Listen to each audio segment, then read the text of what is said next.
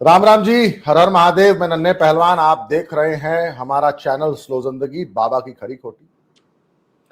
पिछले एक हफ्ते से लगातार कुमार श्रीकांत भाई बंगाल में हैं और कल देखिए, जब कल रात को मालदा में वो घटना हुई है तो श्रीकांत भाई मालदा से ही वापस आए थे। कल सवेरे ये करीब 9 बजे के आसपास मालदा पहुंचे हैं। इनकी किस्मत खराब थी कि इनको ये पता नहीं चला कि मालदा में इतना बड़ा कांड हो गया, लेकिन ये मालदा के 8-9 गांव घूमे हैं लेकिन कलियाचक न जा सके। ये इनसे मिस हो गया। कहते खबर लेट आई, तब तक मैं बंगाल से निकल चुका था। करीब 4 बजे के बाद इनको उस घटना की जानकारी हुई, तब तक ये कलकत्ता के लिए वापस प्रस्थान कर चुके थे, क्योंकि बंगाल में रात को सफर करना भी सेफ नहीं है। तो श्रीकांत भाई, बंगाल वाला आपने मालदा वाला केस देखा कि कैसे 7 इलेक्शन कमीशन के अधिकारियों को कलियाचक नाम का वो गांव जो विख्यात है, कुख्यात है, आपको पता है सर, नोटबंदी से पहले जो बांग्लादेश के थ्रू नोट आते थे नकली, वो कलियाचक होके आते थे और कलियाचक का हर एक इंडिविजुअल नोटबंदी में शामिल रहा है। अरे नोट की स्मगलिंग में बड़े पैमाने पर जब नोटबंदी हुई तो उसके बाद बहुत बड़े पैमाने पे गाय की स्मगलिंग, गाय के मीट की स्मगलिंग, हथियारों की स्मगलिंग और ड्रग्स की स्मगलिंग में रहा। बंगाल का सबसे बड़ा नकली नोटों का सौदागर वहीं से पकड़ा गया था, जिसको 2021 में सीबीआई और दिल्ली की स्पेशल टास्क फोर्स ने, एक टीम ने पकड़ा था।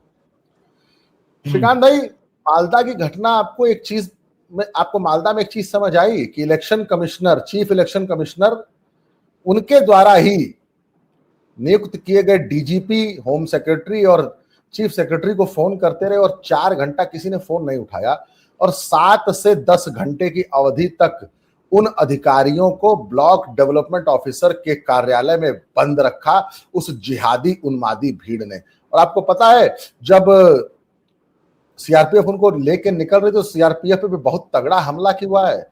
मतलब सीआरपीएफ पे भी कोशिश की गई है कि सीआरपीएफ की गाड़ी को ब्लॉक करके सीआरपीएफ के जवानों के साथ मॉब लिंचिंग वाला सीन था। श्रीकांत भाई, मैं आपको एक वीडियो दिखाना मुझे खबर आई वो चीजें। हाँ, आप दिखा दीजिए। मैं आपको एक वीडियो दिखा दूं, फिर इस चर्चा को शुरू करते हैं।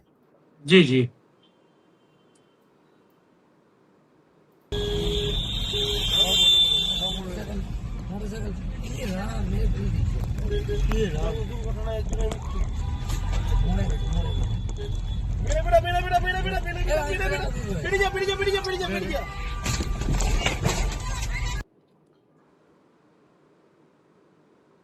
ये आपने देखा कि कैसे पुलिस की गाड़ी के आगे एक लकड़ी का वो फेंक के पुलिस को और सीआरपीएफ को रोकने की कोशिश की गई है, पैरामिलिट्री को।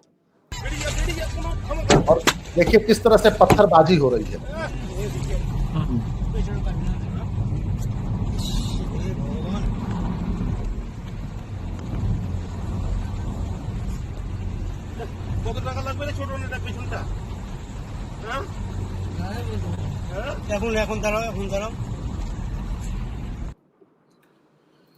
श्रीकांत भाई, देखा आपने कि रात के अंधेरे में कैसे सीआरपीएफ के जवानों को भी घेर के रोकने की कोशिश की जो उन अधिकारियों को बचा के ला रहे थे। तो आपको नहीं लगता सर कि नरेंद्र मोदी और सुप्रीम कोर्ट का और सबका, पूरे भारतीय प्रशासन, पूरे अमले का ये बहुत बड़ा फेलियर है? ममता की गुंडई चरम पे होती जा रही है। देखिए, मुझे लगता है कि इस देश का संविधान, इस देश के नियम कायदे कानून, में बंगाल में बैठा हूं फिर भी कह रहा हूं, इस देश की पुलिसिंग, इस देश का बीएनएस, भारतीय न्याय संहिता, या इस देश के तमाम कानून वही खत्म हो जाते हैं जहां से बंगाल शुरू हो रहा है। क्योंकि मैं बंगाल 5-7 दिन से हूं और 7 दिन हो चुके हैं। बंगाल में जो मैं गुंडई देख रहा हूं, या बंगाल में जिस तरीके की वहां की सरकार का उन्माद देख रहा हूं, वो उन्माद बड़े पैमाने पर, सीधे तौर पर कहूं तो गोल टोपी किस तरीके से उन्मादी है। और ममता, अगर मैं इसको कहूं कि ममता तो गई, तो इसका पीछे सबसे बड़ा कारण यह है कि ममता छटपटा रही है, ममता परेशान है। क्योंकि जो नकेल या ये जो नाथा है, सुप्रीम कोर्ट ने, चुनाव आयोग ने और उस नहले पे दहला बीजेपी ने किया है, जिस तरीके से अमित शाह और नरेंद्र मोदी ने नहले पे दहला करके पूरी तरीके से ममता बनर्जी को घिघियाने के लिए, मिमियाने के लिए और ममता बनर्जी को परेशान होने के लिए छोड़ दिया है। इसी कारण आप देख रहे हैं कि टीएमसी के गुंडे, टीएमसी के तमाम वो लोग किस तरीके से सड़क पर उतर रहे हैं और सीआरपीएफ से लेकर हर एक व्यक्ति की मॉब लिंचिंग कर रहे हैं। इससे अलग मैं लहदा मैं बताऊं, कल मैं लाइव नहीं हो पाया रात में, और आपको आपको पता ही था मैं किस तरीके से ट्रेवल कर रहा था। मालदा में मैं आपको बताऊं कि मालदा में मुझसे बात करने के लिए लोग तैयार नहीं थे। मैं मालदा गया हूं, मालदा में लोग मुझसे बात करने के लिए तैयार नहीं है, और मालदा में अगर उनको पता चले कि ये दिल्ली से आया हुआ पत्रकार है और इसका दिल्ली से कुछ कुछ मतलब है, लेना देना है, आपसे बात नहीं करेंगे आपसे। या फिर आप कहिए कि अगर मान लीजिए आप किसी रेस्टोरेंट में बैठे और आप वहां खाना खा रहे हैं, रेस्टोरेंट तो है नहीं दरअसल यहाँ ढंग का, लेकिन अगर आप खाना खा रहे हैं ना, तो खाना खाने के बाद अगर आप 5 मिनट भी एक्स्ट्रा बैठिएगा तो आपको वहां से उठकर जाने के लिए कह दिया जाएगा कि आपका काम, आपने खाना खा लिया तो आप मतलब दादा तुम ही जाओ, तुम मतलब निकलो। तो ये हाल है। दरअसल सीधे तौर पर पिछले 15 सालों के कार्यकाल में ममता बनर्जी ने जो लोगों के अंदर डर, हिंदुओं के अंदर जो डर फैलाया है, डर घुसाया है, या डर की सत्ता जो जमाई है, और एक उन्मादी गोल टोपी के अंदर उन्माद, उनके अंदर एक तरीके से खुद को बंगाल का बाप समझना, खुद को कानून से ऊपर समझना, ये जो लोगों का फिलोसफी, थियोलॉजी जो ममता बनर्जी ने तैयार की है बंगाल में, इसका एक उदाहरण मैं आपको देता हूं। जो आपने केस बताया मालदा वाला, मैं आपको एक और चीज बताऊं। सुप्रीम कोर्ट ने दरअसल क्या कहा है, सुप्रीम कोर्ट का वर्डिक्ट देखिए। सुप्रीम कोर्ट सीधे कह रहा है कि आप लोग तमाम नियम कायदे कानून से चलने के लिए तैयार नहीं है। आप लोग नहीं चाहते कि बंगाल में कानून का राज हो। आप संवैधानिक चीजों को धत्ता बता रहे हैं। और सुप्रीम कोर्ट ने कहा कि जिन परिवार वालों को आपने हैकल किया या जिनके जान पर बनाई, जिन और इनको नियुक्त किसने किया है, ये सब पूर्व या फिर वर्तमानिक के ये जो न्याय से जुड़े हुए लोग हैं, जो एक्स जजेस रहे हैं या न्यायविद रहे हैं, ऐसी पूरी जुडिशल कम्युनिटी को वहां पर पोस्ट किसने किया? सुप्रीम कोर्ट ने गाइडलाइंस दी चुनाव आयोग को, चुनाव आयोग ने उसके हिसाब से उसको उनको पोस्टेड किया। आपको पता है एक परिवार भी उसमें घिरा हुआ था, उन्हीं लोगों में, चुनाव अधिकारियों का जो परिवार था उसमें एक परिवार भी घिरा हुआ था, जिसके घर एक छोटा बच्चा था जिसकी जान पर बनाई थी।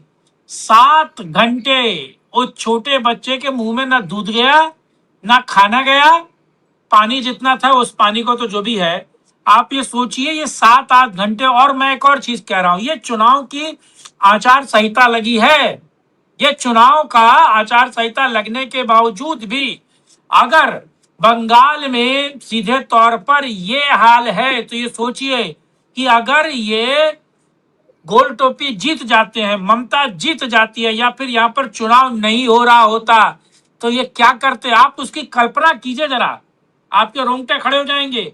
जिस तरीके से बंगाल में एक तरीके से कहा जाए गोल टोपी का राज है, येन केन प्रकारेण, मुझे तो लगता है कि वहां पर क्या क्या कहा जाए, मतलब वहां से जब आप सोचिए ममता बनर्जी जब आर्मी के खिलाफ मोर्चा खोल सकती हैं, हाईकोर्ट के खिलाफ मोर्चा खोल सकती हैं। आपको पता है हाईकोर्ट में सुनवाई नहीं होने दी थी ममता बनर्जी ने, जजेस के चैम्बर को घेर दिया था, कोर्ट नंबर 3 को, कोर्ट नंबर 3 को घेर दिया था। वहां पर इतने लोग थे, इतने एडवोकेट, इतने वकील इतने थे कि उसको घेर दिया था।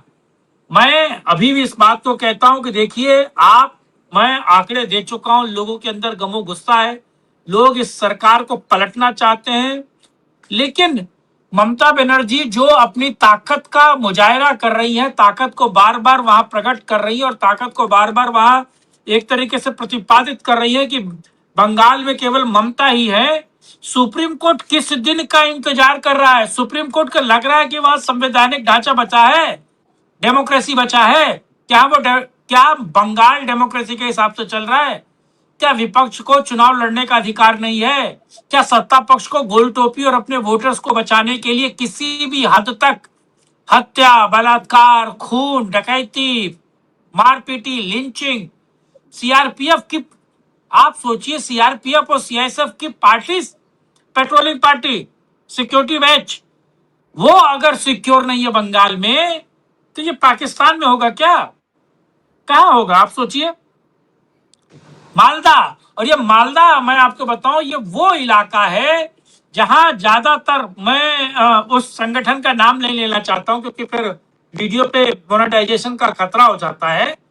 मैं आपको बताऊं तो ये वही संगठन है जो तबेर, मतलब ठीक है नाम नहीं, जो पाकिस्तानी गोल टोपी का संगठन है जिसने न जाने कितने भारत में वो में आ की मात्रा गतिविधियां कराई, आप सोचिए। इसको ऐसे और एक श्रीकांत तो इसको ऐसे नहीं, बोलिए कि उन्होंने भारत में हाँ कितने उरी और कितने पहलगाम करवाए हैं, ठीक, कितने मुंबई इस करवाए देश में हैं। न जाने कितने उरी और कितने पहलगाम करवाए हैं, और महज ओला उबर के और महज ओला उबर कह के और कुछ नहीं जाता है।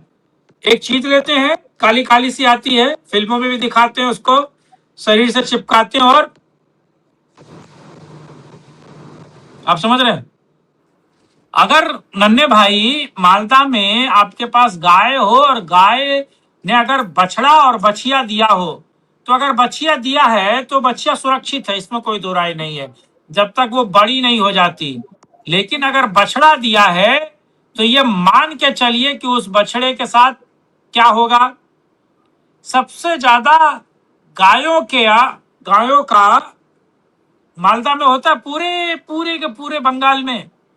और सबसे ज्यादा स्मगलिंग गायों की कहाँ होती है पूरे देश में, आप देखिए। और और जी कितना बुरा हाल है, मैं आपको बताऊं कि आप अगर गाय आपकी बिसुक जाए, यानी कि गाय अगर बच्चा देना बंद कर दे या उसके बच्चे में 1-1.5 साल का गैप हो जाए, तो आपके घर से खोद के वो खोल के ले चले जाते हैं।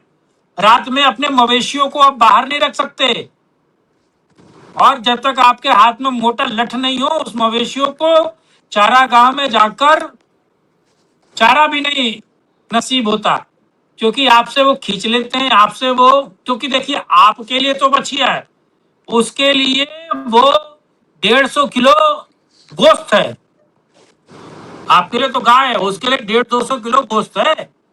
तो ये बहुत बड़ा कारण है मालदा में लगातार जो कुछ हो रहा है उसको लेकर। जी श्रीकांत भाई, मैं अब इस वीडियो को समाप्त करूंगा। देखिए मैं बताऊं, मुझे लगता है कि नरेंद्र मोदी जी का 56 इंच का सीना 36 इंच का हो गया है।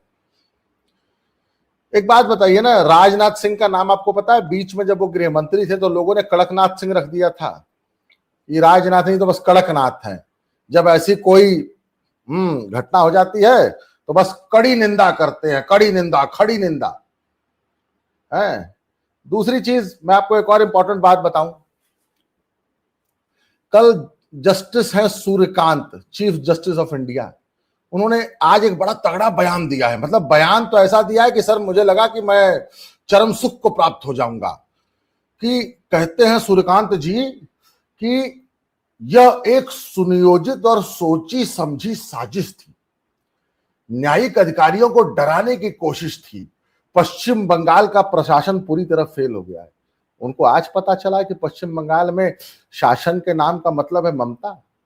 ईडी के कर्मचारियों के हाथ से फाइल छीन लेती है ममता, और ममता के सिक्योरिटी गार्ड्स क्या कर रही थी ममता, और क्या कर रहा था सुप्रीम कोर्ट। तो श्रीकांत भाई, मौका था सुप्रीम कोर्ट के पास, मौका कि बंगाल के प्रशासन को, बंगाल के डीजी को, अधिकारियों को सस्पेंड करता, बल्कि टर्मिनेट करते, इनको जेल में डालते। सोच के देखिए, फोन नहीं उठा 7 घंटा। डीजी सर, जितने भी ये सरकारी कर्मचारी होते हैं सर ना, इनको एक फोन मिलता है, इसको सीयूजी फोन बोला जाता है।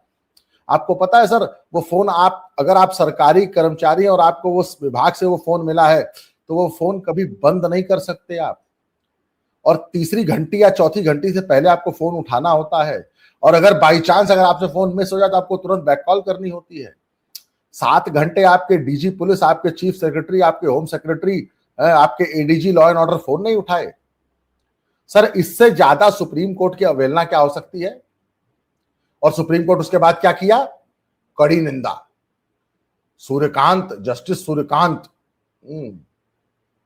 एक्चुअली सर इसीलिए सर सुप्रीम कोर्ट को सुप्रीम कोर्ट की उपाधि से नवाजा गया है। जैसे इंडिया में अवार्ड मिलते हैं ना सर पब्लिक सर्विस के लिए, पद्मश्री, पद्म भूषण, पद्म विभूषण, देश में कुछ लोगों को भारत रत्न मिला है। जैसे नेहरू जी के सपने में नेहरू जी आए और नेहरू जी ने सपने में दूसरे नेहरू जी से बोला कि तुमको नेहरू जी को भारत रत्न देना चाहिए, तो नेहरू जी ने खुद नेहरू जी को भारत रत्न दे दिया पब्लिक सर्विस के लिए। तो सर सुप्रीम कोर्ट को सर पब्लिक सर्विस के लिए सुप्रीम कोर्ट से नवाजा गया है। 64 नंबर बन गए हैं सुप्रीम कोर्ट साहब। अच्छा, 64 नंबर वालों का भी दीन ईमान है, इनका एकदम नहीं है। अब श्रीकांत भाई आप बड़े हैं, ब्राह्मण है, आपने हाथ जोड़ दिया तो मैं सुप्रीम कोर्ट को अब सुप्रीम कोर्ट बोलूंगा आज से। मेरी जबान फिसल गई, सॉरी शक्तिमान, मुझसे गलती हो गई। अगर आप इस वीडियो को देख रहे हैं तो वीडियो को लाइक कीजिए, शेयर कीजिए और इतना जान लीजिए कि अब मुझे लग रहा है कि ममता बनर्जी के सामने नरेंद्र मोदी का 56 इंच का सीना 36 इंच का हो चुका है और भारतीय न्याय प्रणाली, सुप्रीम कोर्ट ममता के सामने टोटल सरेंडर में। इसी के साथ वीडियो को समाप्त करूंगा। श्रीकांत भाई अपने समय उसके लिए बहुत बहुत धन्यवाद। जय श्री राम, हर हर महादेव।